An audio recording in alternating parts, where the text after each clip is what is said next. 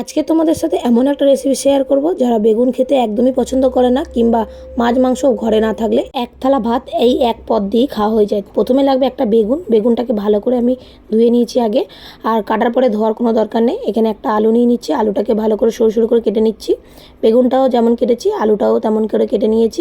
এবারে বেগুনের মধ্যে লবণ হলুদ দিয়ে ভালো করে মেখে নেব। কড়াইতে বেশ কিছুটা তেল দিয়ে একটু লালচে করে ভেজে তুলে নিয়েছি। আবারও আলুটাকে লালচে করে ভেজে তুলে নিলাম, আর এখানে নুন হলুদ দিয়ে ভাজার কোনো দরকার নেই। আবারও কড়াইতে একটু তেল দিয়ে জিরা ফোড়ন দিয়ে দিয়েছি, পেঁয়াজ কুচনো, আদা রসুন বাটা, হলুদ গুঁড়ো, লঙ্কার গুঁড়ো, জিরের গুঁড়ো, ধনের গুঁড়ো, লবণ, ভালো করে মশলাটাকে কষিয়ে নিয়ে অল্প একটু জল দিয়ে আবারও একটুখানি কষিয়ে নিয়ে তারপরে দিয়ে দিয়েছি আলুটা, আবার একটু জল দিয়ে এবারে ঢাকা দিয়ে দিয়েছি। তারপর ঢাকা খুলে কিছুক্ষণ ফোটার পর একটু টমেটো কুচিটা দিয়ে দিলাম। এবার ভেজে রাখা বেগুনটাও দিয়ে দিলাম, গরম মশলা বাটা, ধনেপাতা কুচি দিয়ে একদম গরম গরম নামিয়ে নিয়েছি। ভাত বা রুটির সাথে দারুণ লাগে খেতে, অবশ্যই তোমরা বানিও, কেমন লাগলো জানাতে ভুলবে না।